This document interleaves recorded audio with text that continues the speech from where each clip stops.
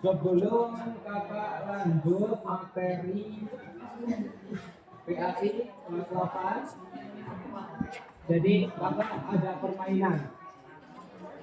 Ada permainan agar fokus semua. Jadi mintanya kakak, karena kakak di sini cuma hari ini doang mengajar, jadi limited edition. Jadi harus fokus dengan apa ntar yang kakak sampaikan materinya. Ada permainan dengan atas nama siapa? Itu tadi yang bocornya apa namanya? Rizky aja. Karena hobinya dia tadi mancing saya. Ya, Rizky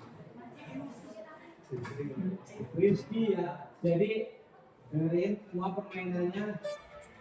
Kalau tak cover bilang dengan kata Rizky, semua tengok kanan semua. Kalau semisal kakak bilang dengan kata Rizky semua tengok atas. Dengan kata Rizky tengok bawah, gitu ya. Pokoknya ikutin instruksi kakak. Ini ngetes IQ-nya kalian semua. Otak kanan kalian bagaimana adanya. Oke. 1, 2, 3. Dengan kata Rizky semua tengok atas.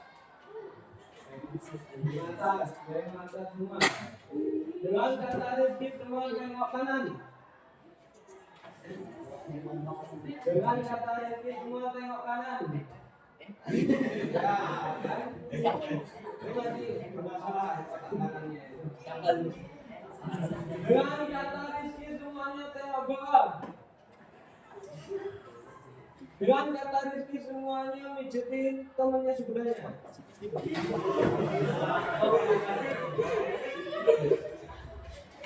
Dengan kata Rizky semuanya tengok atas. Dengan kata Rizky tengok kiri. Dengan kata Rizky semuanya tengok kanan. Tengok kiri. Ada kata Rizky-nya.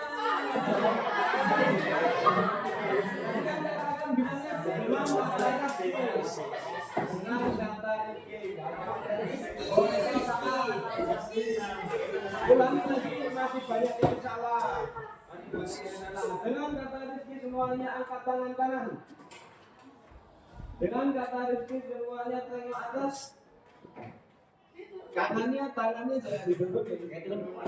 Dengan kata Rizky semuanya tangannya di bawah. Tengok atas nantian. Dengan kata Rizky semuanya tengok ke depan.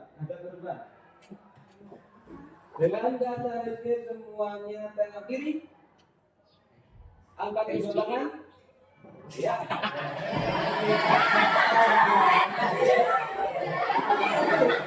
Sekali lagi. Dengan kata Rizky semuanya tengok bawah. Dengan kata Rizky semuanya tengok atas. Dengan kata Rizky semuanya tengok kiri. Dengan kata Rizky semuanya tengok bawah. Tengok ke atas. Mana Rizky-nya yang salah? Udah cukup. Beri semua tepuk tangan.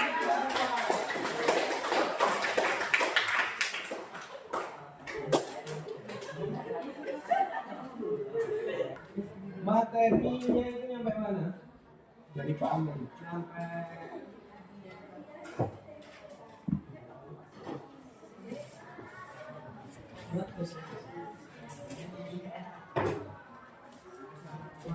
bab 7 masih awal. Udah pernah disampaikan materi bab 7-nya yang belum. Ini perjalanan dari awal.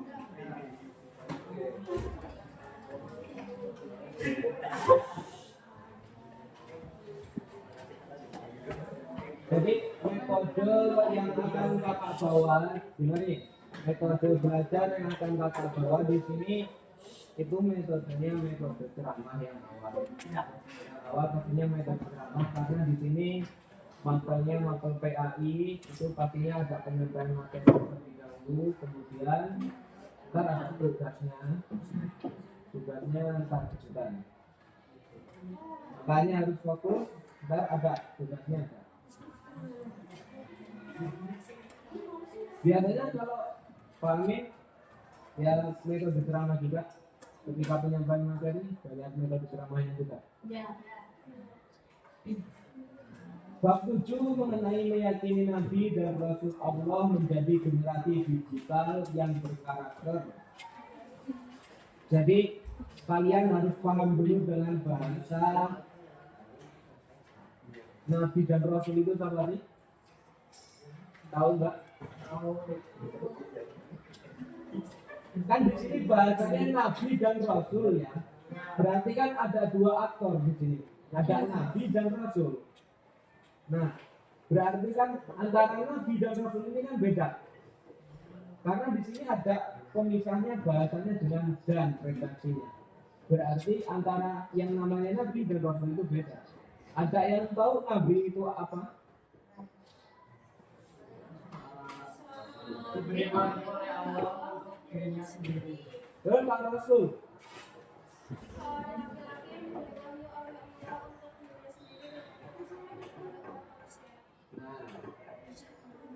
Itu perbedaan Nabi dan Rasul.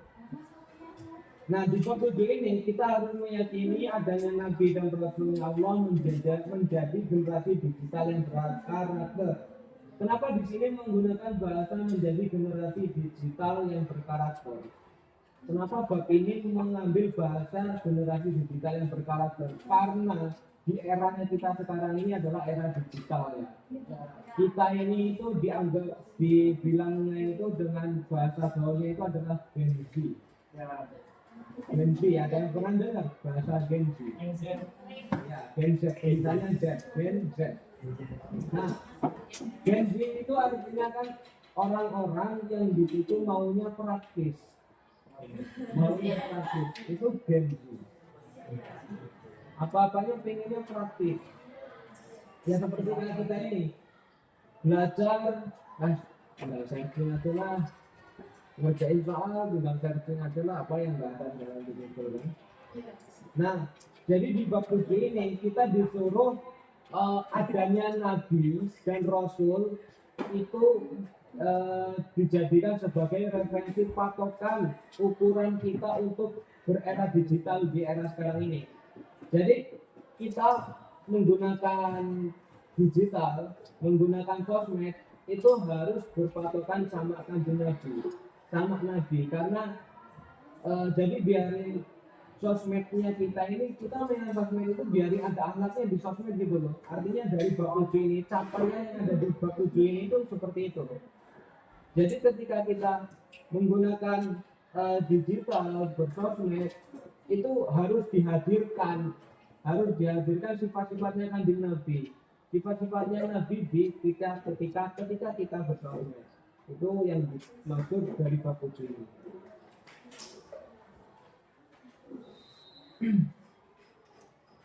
Langsung ke poin yang B, mari bertafakur. Halaman 199.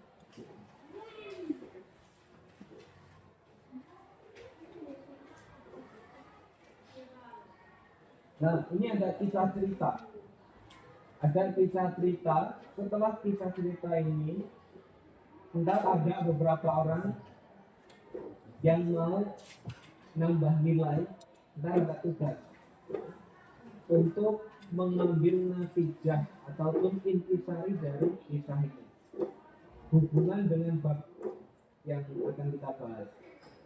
Jadi saya minta untuk dibaca dulu apa ya, yang suaranya keras apa ini?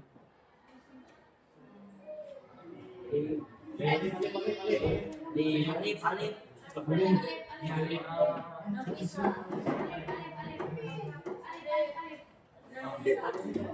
Amin Islami. Hanif aja Hanif. Coba dibaca nih. Kisah yang begini. Pada awal April 2020 ada seorang pengemudi ojek daring yang viral di media sosial.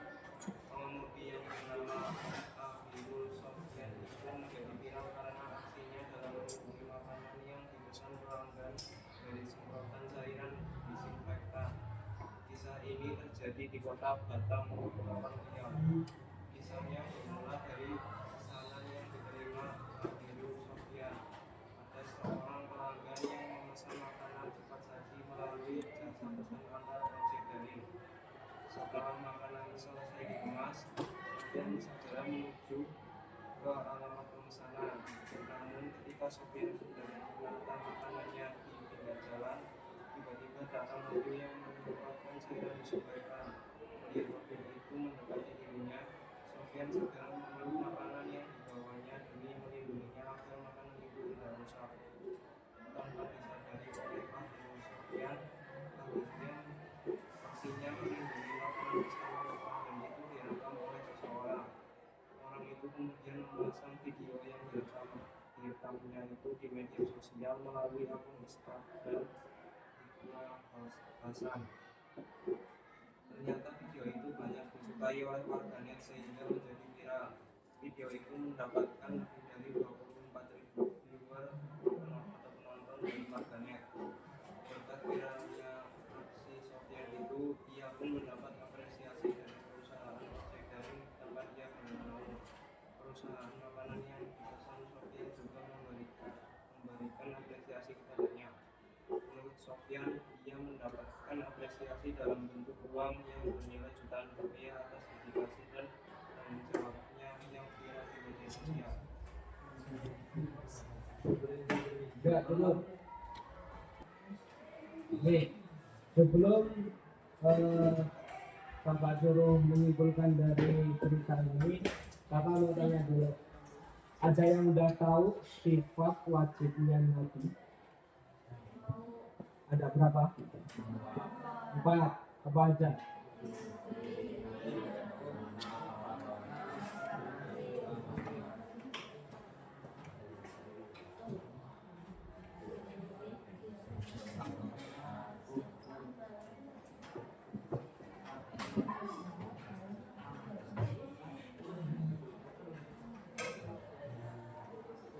Satu apa?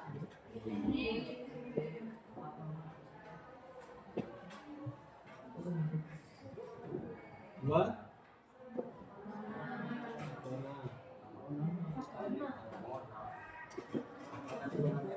Empat?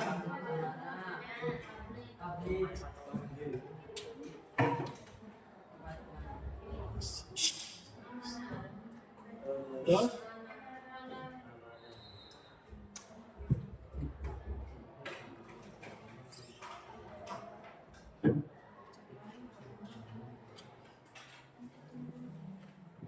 Nah, dari cerita yang sudah dibacakan sama teman kita yang ingin mau nambah nilai, ntar akan saya sampaikan kepada Pak Amin dari tugas-tugas saya yang mau menambah nilai, silakan. Jadi siapa yang bisa menyimpulkan, siapa yang berani menyimpulkan maju ke depan, berani menyimpulkan terus maju ke depan dengan cerita yang telah dibacakan tadi, itu kesimpulannya dengan hubungan dari sifatnya Nabi itu maksudnya ke sifat mana. Nah, ntar sudah tahu maksudnya ke sifat mana hubungannya, terus dijelaskan alasannya. Silakan, siapa yang berani dari yang cowok yang cewek untuk menambah nilai dari nilainya Pak Amin? Gak ada yang berani.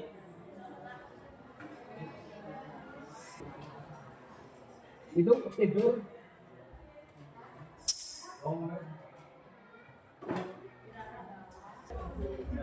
Kalau nggak ada yang berani, saya wajibkan ini setiap barisan harus ada perwakilan satu. Ya,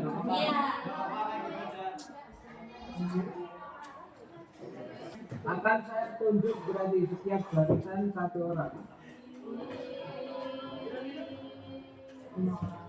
Mulai dari barisan yang sebelah kanan.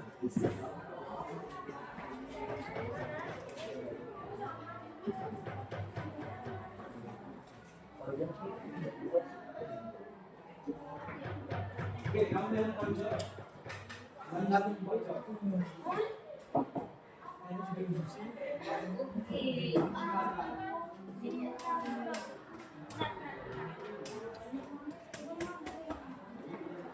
Lumayan lo, tak tunjuk dapat nilai.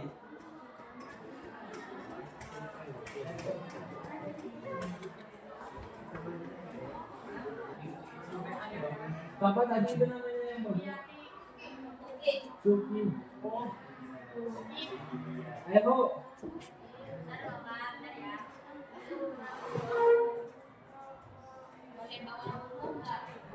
Boleh ya?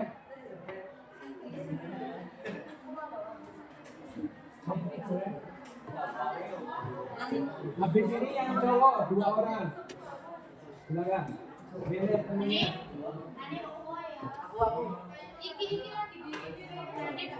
Kamu mau satu? Oke. Silakan. Duluan saja.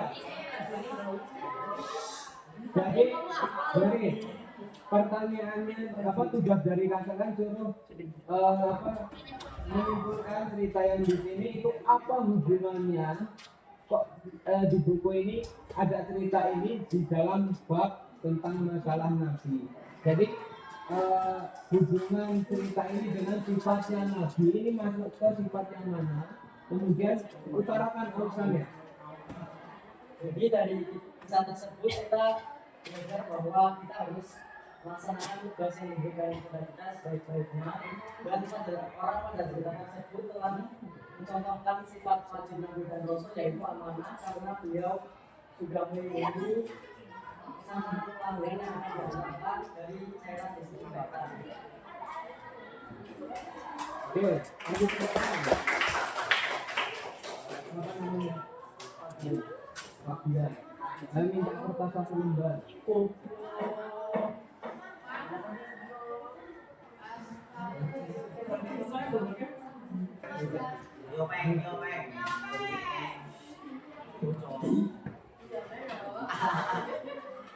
Cerita tersebut adalah dalam sifat amanah, karena dalam cerita tersebut sama Jack dari yang bernama Fabian melindungi makanan dari cairan semprotan desinfektan sementara menurut makanan yang dibawanya demi melindungi itu akan tidak. Oke, tapi terus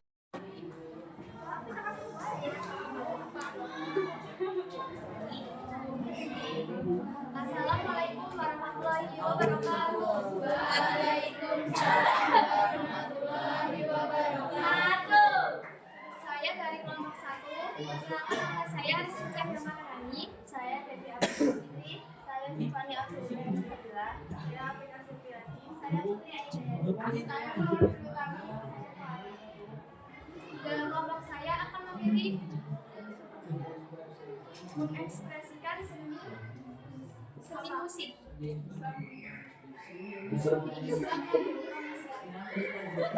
Teman saya akan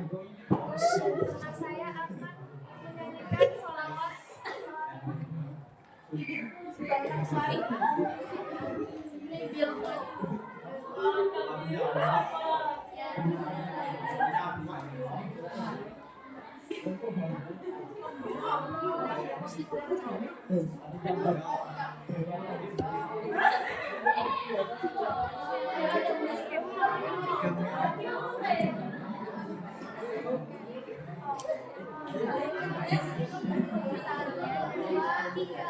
Allahumma sholli ala sayyidina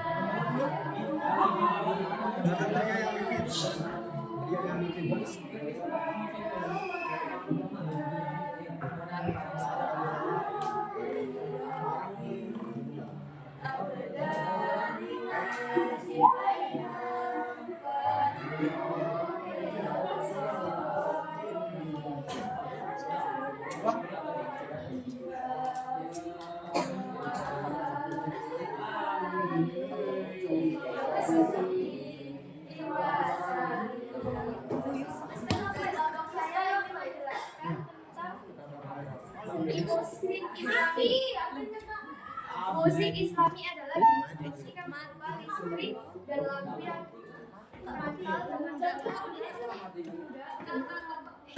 nuansa Islami. terutama dalam kitab yang berisi pesan-pesan Islam secara tersurat. Pada saat itu, para ilmuwan Muslim menerjemahkan risalah fungsi dari Nabi, terutama ketika Khalifah Al-Ma'mun berkuasa. Di antara tokoh yang muncul saat itu adalah Yunus bin Sulaiman Tahun 785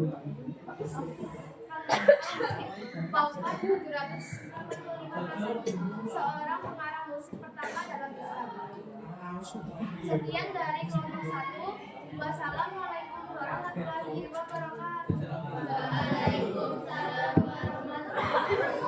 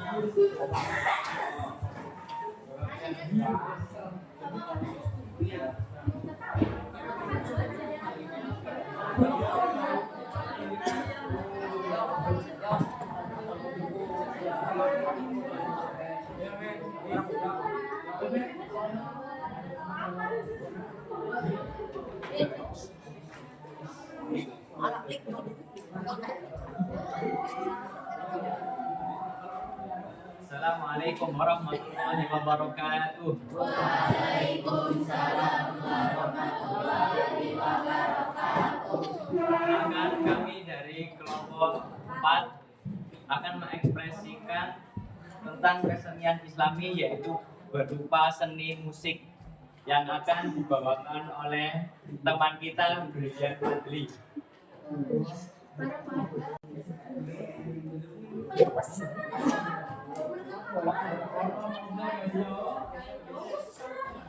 Itu tadi keterangannya ya,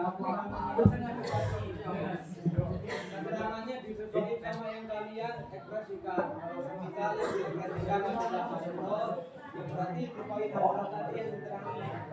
Kalau kita mau yang hadroh ya, kalau yang mau hadroh, kakak kasih kesempatan untuk pakai meja kalian sabuan kayak gini, itu boleh kan bisa.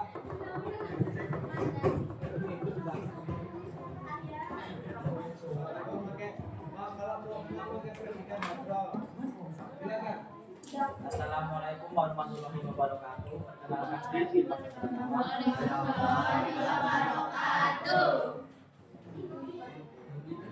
Perkenalkan saya Riki Wajah Pratama. Saya Ahmad Dokter. Saya Muhammad Maliki Karim, wisatawan. Saya tujuan dengan baik dan itu. Di sini kelompok kami akan mengekspresikan tentang seni musik Islami yang akan dibacakan oleh saudara Trio Setiawan. Silakan dimulai.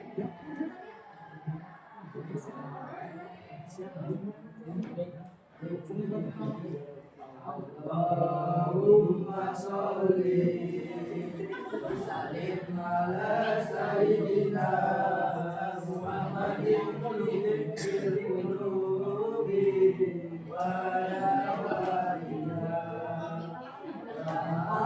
afiyati abadani wa sifatiha wa nuril absari wa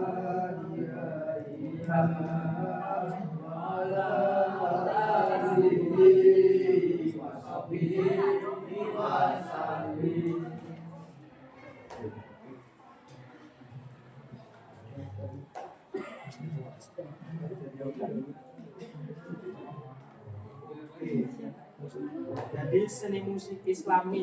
Musik Islami adalah jenis musik yang berupa lirik dan lagu yang kental dengan nuansa keislaman, terutama dalamnya syariah yang berisi pesan-pesan Islam secara tersurat. Dalam dunia Islam, Dalam dunia Islam, seni musik mulai berkembang sejalan dengan masa perkembangan wilayah kekuasaan Islam.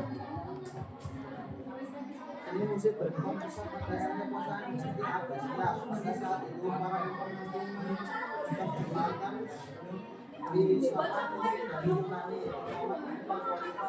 Al-Muwatta. Yang salah tokoh yang muncul saat itu adalah Yunus bin Sulaiman Al-Khatib, wafat pada 250 Masehi, seorang pengarang musik pertama dalam Islam. Sekian saja dari kami. Terima kasih atas perhatiannya. Wassalamualaikum warahmatullahi wabarakatuh.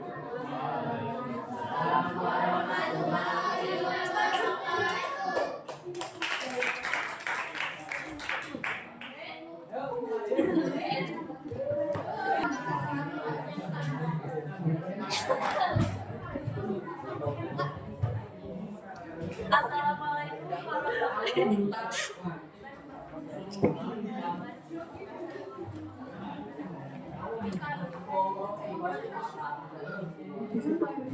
Assalamualaikum warahmatullahi wabarakatuh. Kami dari kelompok 2, perkenalkan nama saya Putri Lestari. Saya Liviana Putri. Saya Safara Aulia. Saya Putri Kami akan mengekspresikan tentang kesenian Islam yang berupa musik yang akan kami nyanyikan bersama.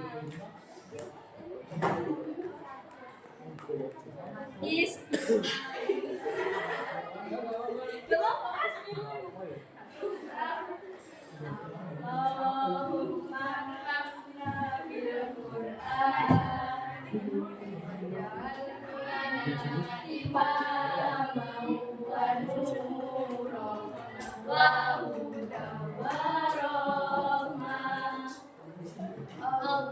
Allahumma dzakirna minhu ma nasina wa 'allimna minhu ma jahilna warzuqna tilawatahu ana al-laili wa adrakan nahar waj'alna hujjah ya